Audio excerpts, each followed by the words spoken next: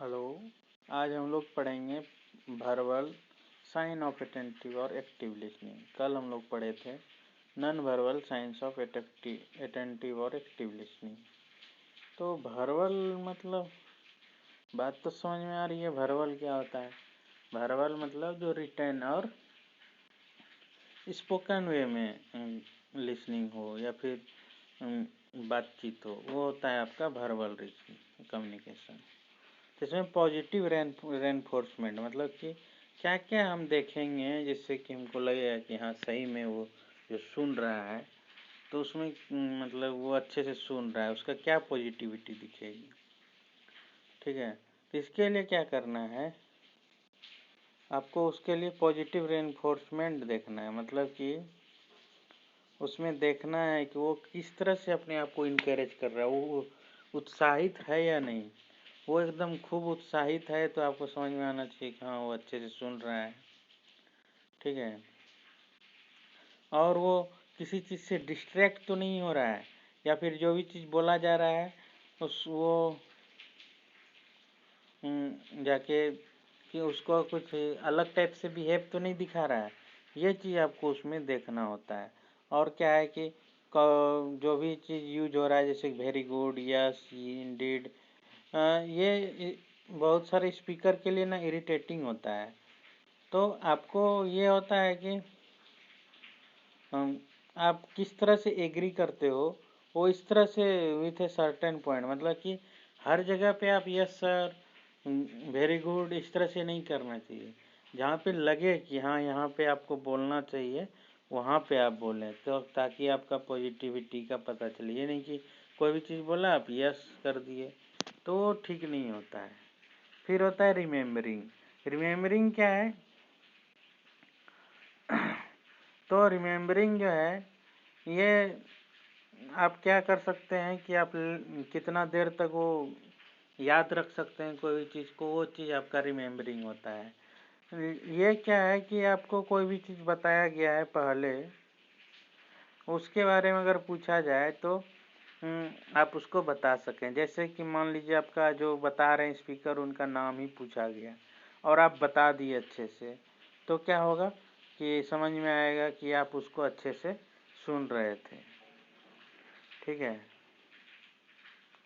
और क्या है कि अगर आप अच्छे से याद कर रहे हो, मतलब कोई चीज़ को याद रख पा रहे हो, तो जो भी चीज़ आपको बताया जाएगा वो चीज़ को आप सही से समझ पाओगे। ठीक है, और उसको आप मतलब मैसेज को रिसीव करोगे, मतलब प्राप्त करोगे और उसको सही से समझोगे।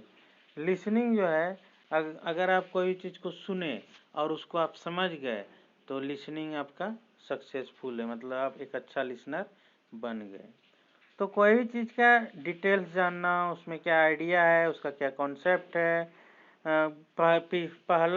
पहले जो बातचीत हुआ उससे रिलेटेड, तो उससे क्या पता चलता है कि जो भी चीज़ बताया जा रहा है स्पीकर के द्वारा, वो उसको लगता है कि हाँ हम पहले ये बताए थे, सबको पूछे, बहुत अच्छा बता दिया, तो लगता है कि हाँ इसको और आगे कंटिन्यू अच्छे से बताना चाहिए। ठीक है, और इससे क्या होता है कि आप उसका छोटा नोट्स भी बना सकते हो, छोटा छोटा नोट, ताकि आपको याद करने में आसानी हो। और आपको बाद में अगर उस पर कुछ क्वेश्चन भी पूछना है तो पूछ सकते हो। कोई तरह का डाउट है तो उसके बारे में भी पता कर सकते हो कि सर हमको यहाँ पे ये प्रॉब्लम था, इसको बता दीजिए। तो ये आप रिमेम्बरिंग के थ्रू काम कर सकते हो। अब एक क्वेश्चनिंग। क्वेश्चनिंग क्या है कि आप जो भी चीज़ आप के बारे में आपको बताया जा रहा है उससे रिलेटेड, रिलेवेंट मतलब उससे रिलेटेड आप कुछ स्टेटमेंट बनाते हैं या फिर क्वेश्चन बनाते हैं, तो उसके बारे में आप क्या कर सकते हो, उसके बारे में अगर आप पूछते हो, ठीक है, तो क्या होगा कि उसको लगेगा कि हाँ ये ध्यान दे के सुन रहा है, तब तो ये इस तरह से क्वेश्चन पूछ रहा है। और आप उससे उससे रिलेटेड अगर क्वेश्चन पूछते हो तो जो लिसनर है, सॉरी जो स्पीकर है, उसको समझ में आता है कि ये बहुत अच्छे ढंग से सुन रहा है। इसका स्ट्रॉन्ग मतलब सुनने का ये है, मतलब ये बहुत अच्छा समझना चाहता है।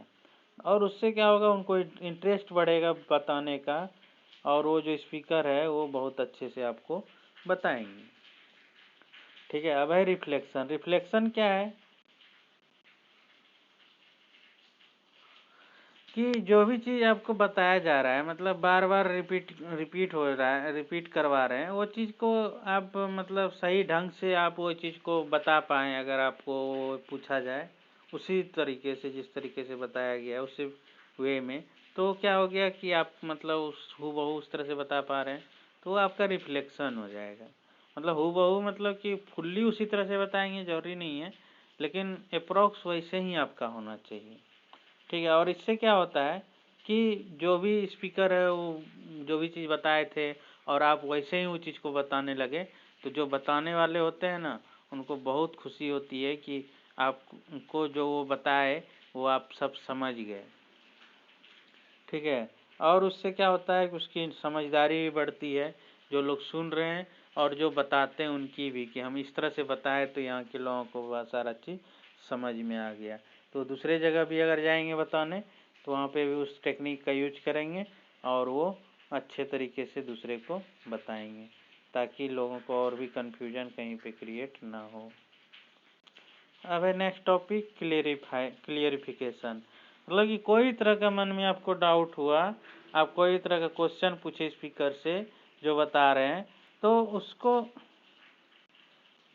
वो चीज़ सही से बताए। मतलब कि आपको मन में कहीं पे डाउट हुआ ना कि ये इस तरह से नहीं, ये यहाँ पे कहीं इस तरह से तो नहीं है, मतलब ऐसा होता है ना कि कुछ और क्वेश्चन हम समझ गए, तो वहाँ पे हम पूछ लेते हैं, तो उससे क्या होता है कि आपको समझ में आ जाता है कि नहीं, वो जो पूछ रहे हैं वो सही है।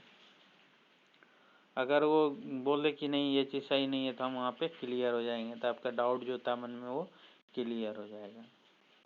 उसमें क्या है कि कुछ क्वेश्चन आप पूछ सकते हो, जिससे कि जो कि स्पीकर जो बताने वाले हैं वो उस पॉइंट पे बहुत अच्छे ढंग से उसका एक्सप्लेन करके आपको अच्छे से समझा देते हैं, तो हो जाता है आपका क्लियरिफिकेशन। मतलब जो भी जगह पे आपको डाउट हो रहा था उसके बारे में आपको डिटेल में बता दिए और आप उसको अच्छे से समझ गए।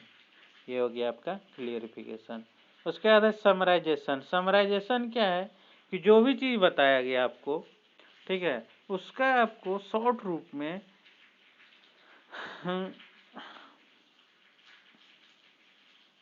वो शॉर्ट रूप में आप उसको बताए, या तो उसको लिसनर बताए या स्पीकर बताए। ज़्यादा अच्छा यही होता है कि उसमें जो सुनने वाला लिसनर है वो अगर आपको समराइज करके, मतलब क्या क्या वो समझे पूरा क्लास में या पूरा लेक्चर में, अगर वो बता पाए तो ये बहुत अच्छी बात होती है। ठीक है। और इसमें क्या है, मेन पॉइंट को इंक्लूड करना चाहिए, क्या क्या इम्पोर्टेंट पॉइंट है, और उसको कब और कहाँ लेना है, कौन सा पॉइंट के बाद कौन सा पॉइंट लेना है, उसको लॉजिक क्या है उसके पीछे, वो भी उसको क्लियर होना चाहिए। ठीक है। और क्या है कि स्पीकर को एक चांस भी मिल जाता है कि अगर लिसनर कुछ बता रहा है उसके बारे में, तो जो बताए हैं स्पीकर उनको भी एक समय मिल जाता है कि वो उसको अगर कहीं पे लगता है कि कुछ ऊपर नीचे हो गया है तो उसको वो सही कर सकते हैं। तो आज का क्लास इतना ही, कल बाकी पढ़ाएंगे। Thank you.